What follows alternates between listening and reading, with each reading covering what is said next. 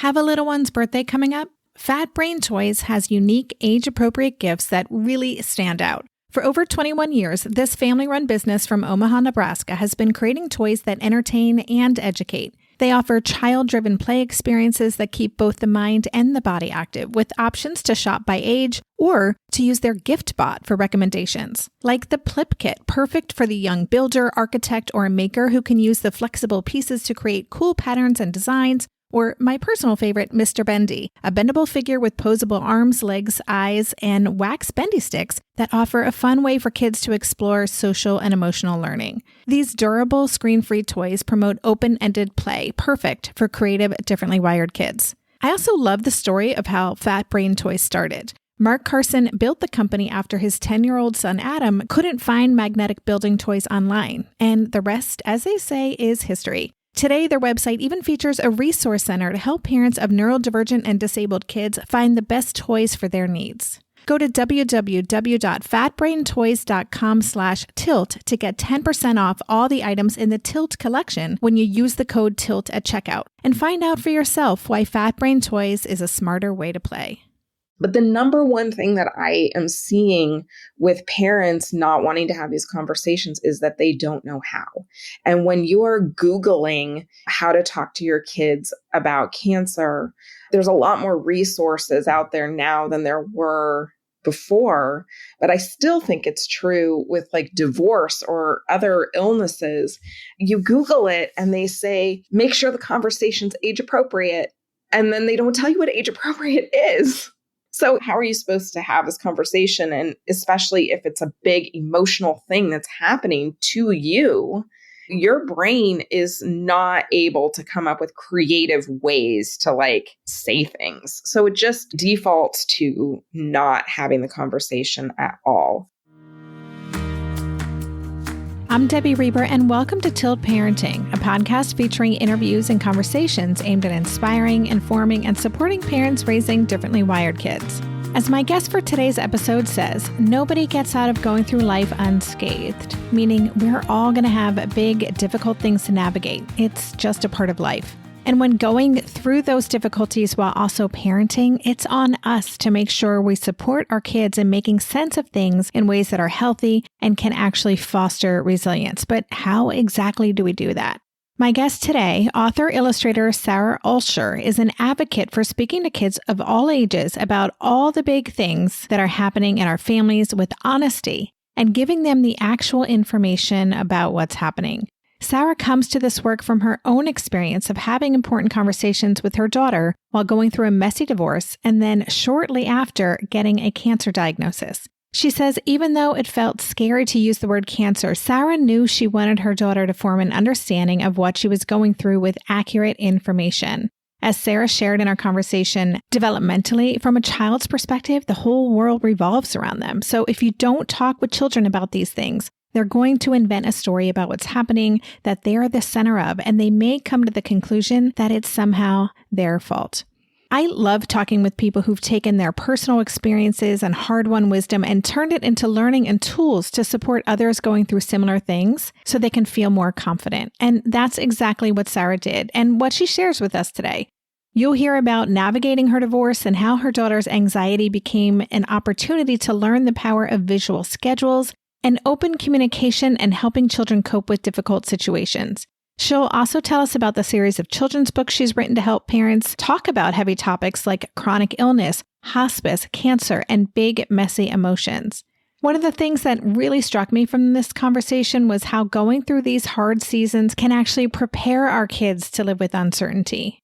In addition to her children's books, Sara is also the founder of Mighty and Bright, a company that helps kids and adults understand and manage their lives more easily using magnetic visual schedules. You'll hear her talk about how visual schedules were something she encountered almost by accident and how they transformed her daughter's anxiety overnight. They sound like a game changer for all kinds of families, so I encourage you to check out those resources as well. As always, you'll find all the links in the show notes page. But for now, here is my conversation with Sara Olsher.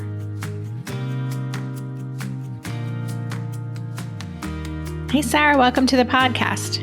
Thank you so much for having me. I'm really excited to be here. Yeah, I'm looking forward to having yet another kind of fresh conversation for this show. We haven't specifically explored the kind of things we're going to be discussing today. So I'm really grateful you reached out to me. I'm really grateful for your patience, as my response time can be rather lengthy depending on what's happening in my life. So thanks for your patience.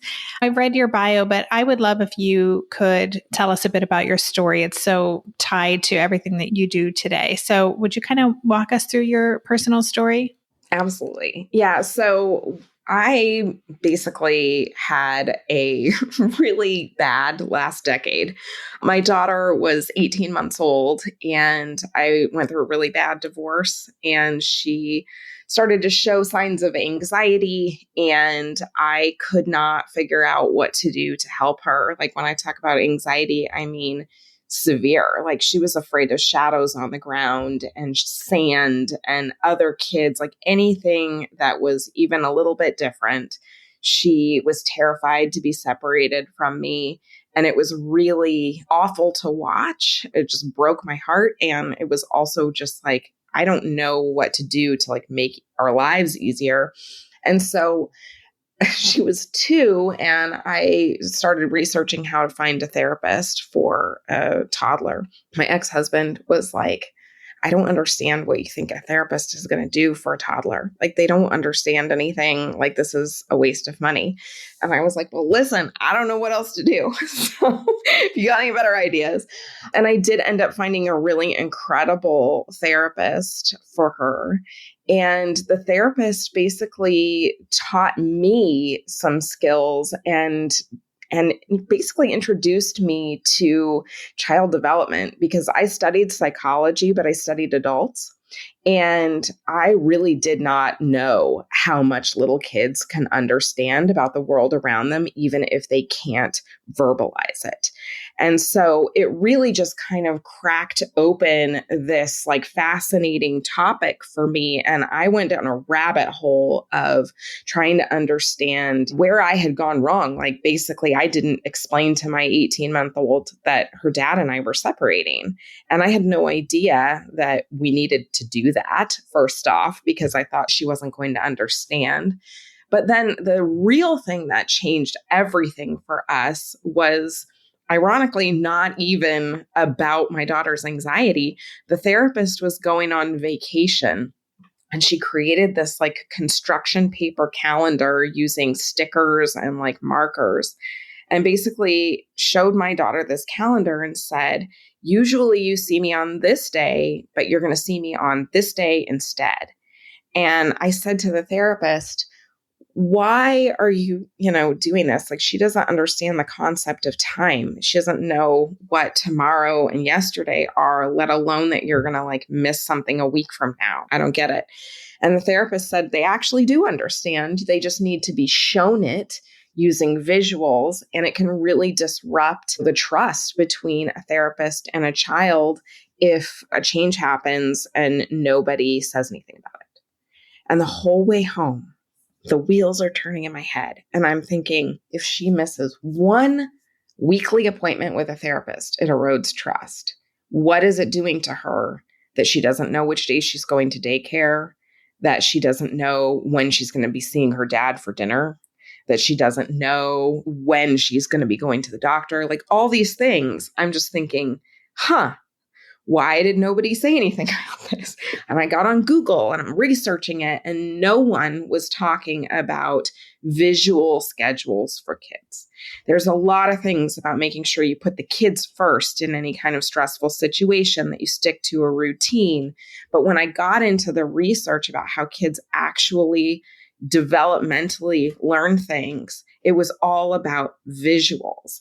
So I was an illustrator for 6 years. I had already illustrated these little drawings of our family, and I made these really like janky looking magnets and like created this whole calendar on our wall to show her what to expect. And I started using terminology with her like 3 sleeps until school day, or, 2 sleeps until you see daddy. And when I tell you her anxiety transformed overnight, I am not exaggerating. It was an absolute game changer. And I could not believe that we had spent 6 months in therapy. I'd learned all of these things about how to validate her, little emotions and talk to her about things. And what really changed everything for us was kind of an accident. So that was kind of the beginning of everything for me. I started making these calendars because I thought, if nobody else is talking about how you can visually show your kids their co-parenting schedule, how many other parents could benefit from this? How many other kids' lives would be changed by something so simple? And so I just started hand making these things, sort of like an Etsy shop almost, and selling them on a website. And I just did it part-time because it was something I was passionate about. And I had a day job. It was like not something I took super seriously. And then when my daughter was 6, I was 34 and I was diagnosed with cancer. And I thought to myself, I remember I said to my mom, I just don't want this to be as hard as my divorce. And then I burst into tears because I was like, this is already way worse than the divorce, which I thought was the worst thing that could ever happen to me. And literally everything changed overnight. I took a leave of absence from my job. My mom flew down and basically moved in with us. Like, our lives were complete chaos for a whole year. And I knew from all of the research that I had done around these co-parenting calendars that kids understand what's going on. And it is absolutely vital that you are honest with them and explain to them what's going on. Because if something is happening in the family, the kids can sense a change in the air almost. Like, they know something is not right. And developmentally, the whole world revolves around them. So if you don't talk to them about it, they're going to invent a story in their head and they're going to be the center of it. Like, it's going to be their fault. So I knew that I had to explain to my daughter what was happening. And I always reach for children's books to help with hard conversations or with things that I'm not really sure how to approach. And so I ordered a bunch of books on Amazon. I went to the library, I had a whole stack. And the one thing that I saw was that no one actually said what cancer was. It was a lot of analogies or mommy has a boo-boo or mommy's going to lose her hair. It was all mothers. It was all focused on hair loss, on ouchies or sick. All of these things that I knew were not good because they leave a lot of open-ended things where, sick, maybe the kid is going to think that they can catch it. It's a boo-boo. That's not actually what is happening. And so I ended up not using any of the books, and I came up with my own explanation, which we can get into later if you're interested. And it was all science-based. I thought my daughter was going to freak out, but the explanation really helped serve as a foundation. She asked me a few questions and then she was actually okay. And then we're changing our calendar to incorporate who's going to do school drop-off, who's going to do school pickup. All these things made her anxiety level lower. It made me feel more in control, and it made it so that I could focus on my own healing because I wasn't panicked that she was going to be scarred for life by what we were going through. And so now I have turned that explanation into 5 different children's books about cancer. I have charts and calendars for kids who are trying to understand difficult things, like anything from just everyday life to things like a parent's chronic illness or military life or foster care. And it's expanded into resources for neurodivergent kids and adults. So it's really just been a complete game changer for a lot of different types of people, a lot of different types of families. So going through all of this has definitely turned into something that is why I'm alive, I think. Wow, what an incredible story. And I just want to ask how you're doing. How is your health these days? How are you feeling? Great. I am 6 years without cancer now. That's wonderful. That's awesome. Just to go back, you said a lot of parents don't talk about this kind of stuff. And I've definitely heard that from friends and relatives and people who are going through stuff. There is so much fear around bringing kids into the inner circle of what's going on, especially a child who might be already predisposed to anxiety and fear and panic and these kinds of things. So could you talk a little bit more about that, what you've learned over the years and working with families, and why it is so important for parents to be open? I'm sure there's like an age appropriateness in the way that it's discussed, but not really dumbing it down and really kind of giving the real information. Absolutely. Yeah, I think parents are really scared to have these conversations. Number one, because they don't know how to answer really hard questions that they're afraid their kids are going to ask.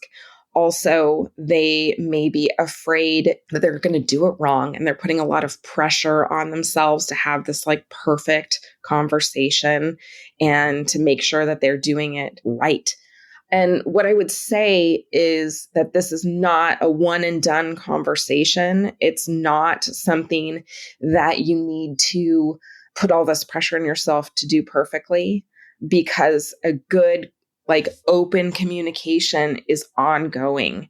It's not perfect. You can come back later and say, oh, I wish that I would have said this, or, hey, I said something this way, and I think it might be easier for you to understand if I say it this way instead. Like, you always have the freedom to come back and do it later differently. You want your kids to feel like they can ask you questions ongoing, that you're not just like, okay, we've had this conversation and now it's over. But the number one thing that I am seeing with parents not wanting to have these conversations is that they don't know how. And when you are Googling how to talk to your kids about cancer, there's a lot more resources out there now than there were before. But I still think it's true with like divorce or other illnesses. You Google it and they say, make sure the conversation's age appropriate. And then they don't tell you what age appropriate is. So how are you supposed to have this conversation? And especially if it's a big emotional thing that's happening to you, your brain is not able to come up with creative ways to say things. So it just defaults to not having the conversation at all. And so that is the reason why I have written so many different books. The most recent one I co-wrote with a child life specialist at the Mayo Clinic. And the topic of that one is hospice. And the title of it is What Happens When Someone I Love Can't Get Better? Because for a family where someone that this child loves is going to die, imminently, and parents don't know how to say this to their kids, and so they just don't. And then the kid is like, what is happening? And the parents don't know what to say, and so they say nothing. And so this child life specialist basically reached out to me and said, do you have resources for this? Could we create one? Because I'm having kids that are coming in here, and because they are not having this conversation with their parents, they are traumatized by what's happening. So my passion is creating these resources, because if there is no resource, there is no conversation. When we talk about age appropriateness, it's not necessarily like they can't handle the information. It's just that you can't get too complicated with it. So the way that I explain what cancer is, for example, is I am actually talking about science. And I'm just saying our bodies are made up of all these tiny little things called cells. And they're basically like building blocks. They're really cool because they're like Lego, but they can make new ones anytime they want to. So it's like building and building and building and building and never running out of blocks. But each one of those guys has its own job in the body. So they make hearts pump blood, they make your legs run, they do all these different jobs. But sometimes a broken cell gets made and it doesn't remember how to do its job. It just remembers to make more and more and more of itself. So before long, there's just a big old clump of guys and they're not doing anything except making it hard for everybody else to do their job. It's like if you were drawing and somebody kept hitting your pen out of the way, you get really frustrated. And so it's really important that all these different body parts are able to do their jobs. And so when that happens, when a little like group of cells are broken like that, we want to get them out. And they have a name, and that name is cancer. And so this is how we're going to get them out of the body. So it's just really simple, but it's honest and it's scientific, and it gives you a foundation for being able to have conversations as time goes on. When I first had the conversation with my daughter, speaking of ongoing conversations, they told me that my cancer was really early stage.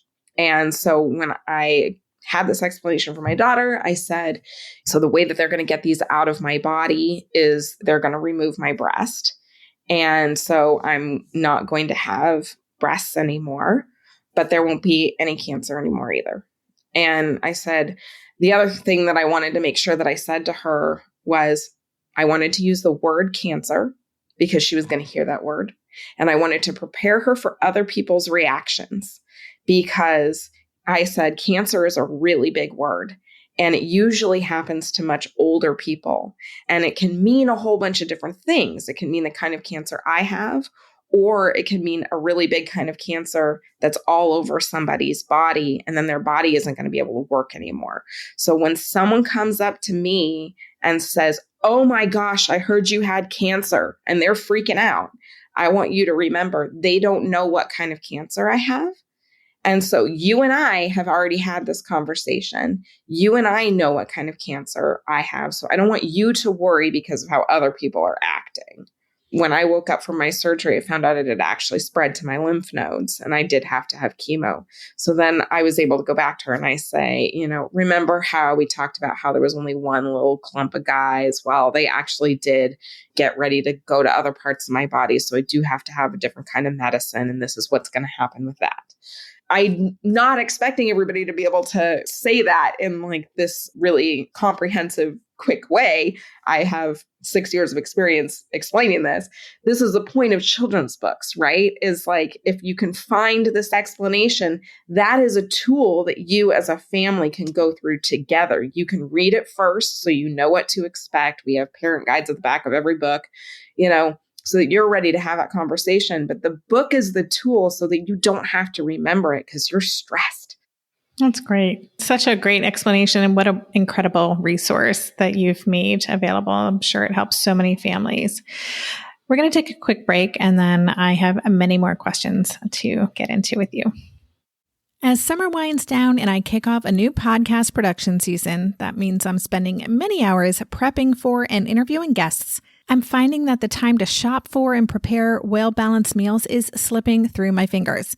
That's exactly why I'm so thankful for HelloFresh. HelloFresh can help you save time this fall by making dinner easier and faster than ever. Skip the meal planning and those last-minute grocery store runs with easy-to-follow recipes and pre-portioned ingredients delivered fresh to your door. Just choose your delivery day, open your box, and start cooking. Or, in my case, get your husband to start cooking. HelloFresh also has something for everyone in the family. Their line of kid-friendly options means even the pickiest of eaters will be part of the Clean Plate Club this back-to-school season. And Green Chef, another sponsor of the show, is now owned by HelloFresh. And I love switching between the brands to enjoy an even wider selection of meal plans. And now my listeners can enjoy both brands at a discount with me. And for a limited time, kids eat free.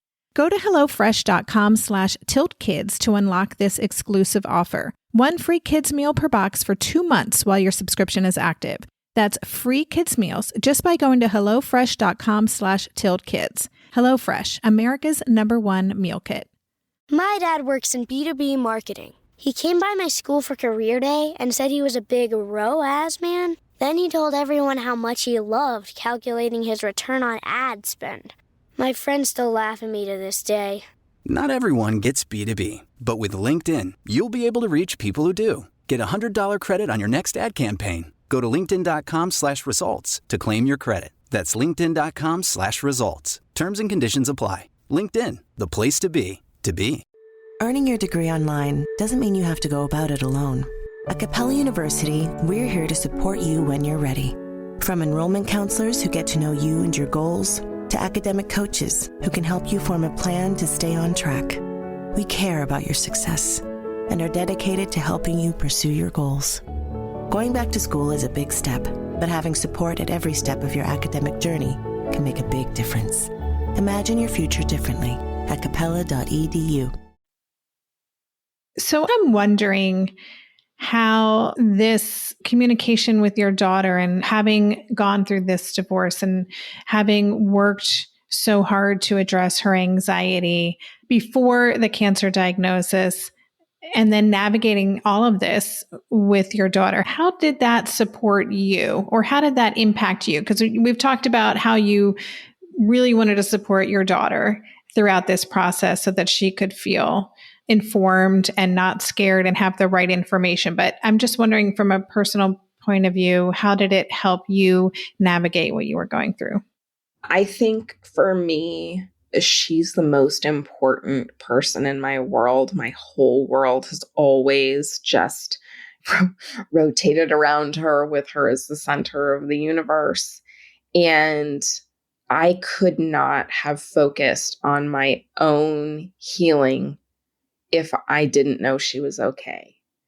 And I would have been losing so much more sleep if I had thought that she wasn't coping. I have an anxiety disorder, so I'm already awake at 3:00 in the morning, convincing myself that she's scarred for life by something, even without her having to actually be anxious.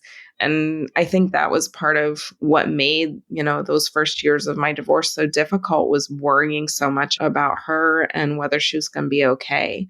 So to have found these solutions that really made things so much better for her, I was able to kind of relax and be able to focus on myself a little bit more. Thank you. Thanks for answering that. So I know that you have the What Happens When books that, you've already talked about. So when we think about the big, hard things that families could be navigating, illness, you mentioned hospice or when someone you love won't survive, divorce, I'm wondering what you hear from parents, like what are the biggest concerns when there's something really big happening in their life? I think that default could be, oh my gosh, this is going to ruin my kid's life. This is something that isn't recoverable. And so I don't know if you work directly with families, but how do you talk to parents, or what would you want them to know if they've got the really, really big stuff, and just so they can feel more at peace with what they're going through?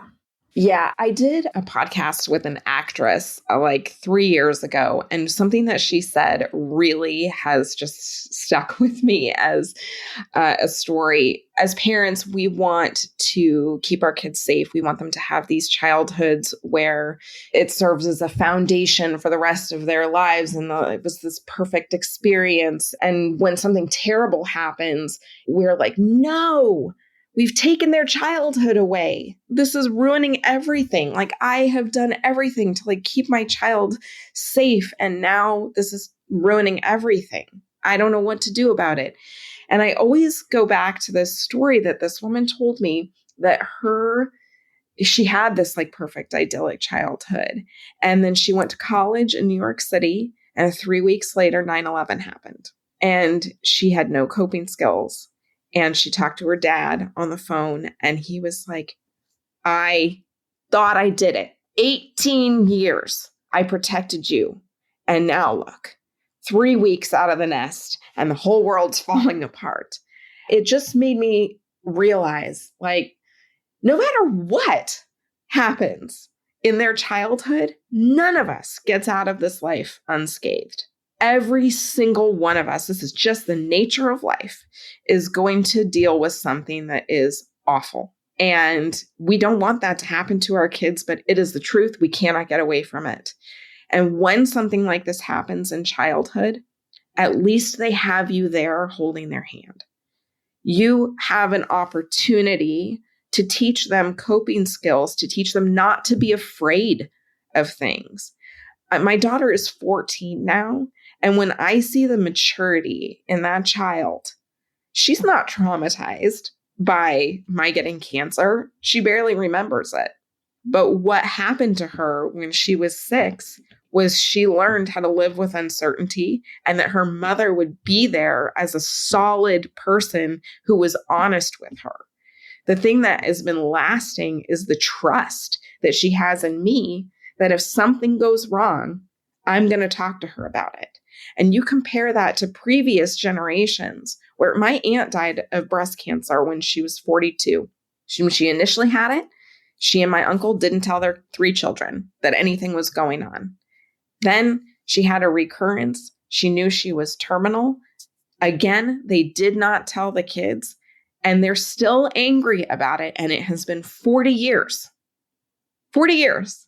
They wish that their parents would have handled that completely differently. And I think that really informed for me, just like, this is so important. If it's been 40 years and these kids are still upset that their parents weren't honest with them, like, combine that with the research I've done, and this is an open and shut case. Like, this has to be done. And it's really, you don't want to break their heart. You don't want to be the person that like gives them news and you watch their face crumble. Like, nobody wants to do that, but it doesn't have to be that bad. I do a lot of public speaking about this, specifically about cancer, and parents come up to me afterward and they're like, I honestly didn't think I could do this. I really didn't. And now I feel like I can. And I also feel like I can actually use the word cancer. And that to me is like, thank you. You are why I am put here. The way that you explain that really gift of raising a child who knows how to live with uncertainty is so powerful. And then that trust that just really landed with me so hard. And I think about that story you told about family members being upset about how something was handled so many years ago. It really is a generational thing, right? It is an opportunity for today's parents to do differently, to heal their own trauma that they might have from the way things were not discussed, which also, just kind of side note, that also runs rampant in the disability space. Of disability is something that just was not talked about. Just hearing you describe how it actually has created a deeper connection, a deeper trust between you and your child, has supported your daughter in being more resilient. It sounds like there are so many wonderful opportunities in going through such difficult things. Absolutely. Let's take a quick break. And then when we come back, I want to hear a little bit more about your books, but also about what you offer at Mighty and Bright. So we'll do that after a quick break. Introducing our biggest GMC Acadia ever. Offering bigger screens, bigger views, and even bigger journeys. Live your biggest life in the all-new GMC Acadia. In the time it takes us to say, we're using Folgers Instant Coffee, seamlessly blended with water and ice. A splash of whatever kind of milk is your thing. And gotta get that caramel drizzle. All to make a toasty, roasty, caramel iced coffee. You could be enjoying it. Every damn sip of it. Damn right. It's Folgers Instant. Ryan Reynolds here from Mint Mobile. With the price of just about everything going up during inflation, we thought we'd bring our prices down. So to help us, we brought in a reverse auctioneer, which is apparently a thing. Mint Mobile Unlimited Premium Wireless. How to get 30, 30, bit to get 30, bit to get 20, 20, 20, bit to get 20, 20, bit to get 15, 15, 15, 15, just $15 a month? Sold! Give it a try at mintmobile.com/switch. $45 upfront payment equivalent to $15 per month. New customers on first 3-month plan only. Taxes and fees extra. Speed slower above 40 gigabytes. See detail. So you have multiple resources for families, and you mentioned that you speak, which is great. And you're such a leader in this space and opening doors for conversations about really hard things, which is wonderful. I'd like to know a little bit more about your books that you're writing. You mentioned you're an author, illustrator, and I love it when all of those pieces come together, mixed with the passion and, what you can do with that. So would you tell us a little bit more about the books that you've written? Yeah. So the first one was What Happens When Someone I Love Has Cancer. And that one turned into something that is used in children's hospitals all over the country. And I had different child life specialists and people that work with kids in hospitals to help them understand medical care and medical treatment reach out with requests. So I now have books for pediatric cancer, for the siblings of pediatric patients. And I have all those books available in Spanish also. But then I started to realize their coping piece is really important. And kids just struggle with change in general. So the next one that I wrote was called Nothing Stays the Same, and That's Okay. And that applies to all kinds of changes, because my daughter always struggled whether she was getting a new teacher at school or any kind of change she really struggled with. And then I wrote a series of books about emotions. So one for little kids called No Feeling Lasts Forever. And that one kind of introduces the concept of emotions and reading them on people's faces. Next one was Up and Down, Round and Round. That one is about how our emotions just go up and down all day long. And then The Bear Is Not There, which explains the science of our nervous system and basically how we might freak out, but there's actually not a bear there. It's just a little stuffed bear, but our body is acting as if there is a bear there. And then the next one was Don't Believe Everything You Think, which is about how our brains can lie to us. And the number of adults that have reached out to me and said that they bought this book for their kids. And it was like, I had a light bulb moment myself. This book should be for adults. That was kind of hilarious. And then the two most recent books were co-written with the child life therapist at the Mayo Clinic. One is for chronic and terminal illness. So that one is what happens when an adult has a disability where I don't know if you've covered spoon theory as part of your conversations here, but basically the idea that you only have so much energy in the day. How do you manage your kids' expectations when you maybe don't have as much energy as other parents do? And it doesn't really go into what exactly is wrong. We have a parent guide in the back where it's like, okay, this is how you explain stage 4 cancer. This is how you explain ALS. This is how you explain the science of depression. All these different things can impact how a child experiences your parenting. And so this basically just helps them understand what's going on and cope with different energy levels and expectations of like, hey, we were going to go to the park, but now we're not going to the park anymore. I'm really upset. And then the last one, as we mentioned, is about end of life and hospice. So many great topics. I kind of want to have all of those books. And I especially love the Nothing Stays the Same and That's Okay. That really resonated because change is hard. It really is. As someone who's gone through a lot of big changes in the past year, I can attest to that. So I just love your focus and that you're offering, again, these helpful resources for parents so they don't feel like they have to have those deer in headlights moments where they're like, oh my gosh, how am I going to navigate this?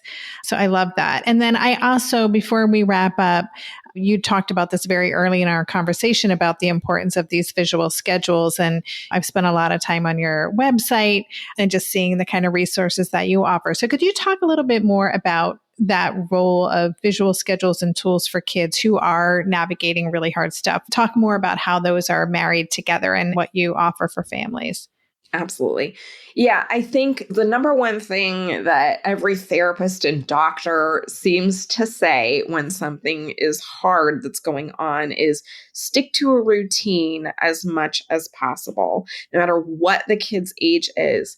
But the way that kids' brains developmentally function is with a lack of executive functioning skills, like your words go in one ear and out the other. And so to be able to show that routine visually, where they see that every day literally begins and ends the same, it helps them to really absorb the fact that yeah, all the stuff in the middle might be different now, but I can see that the day begins and ends the same. And that just somehow resonates in their brains and can calm them down. But then to take it a step further and to give them their own weekly calendar where they can see what to expect each day.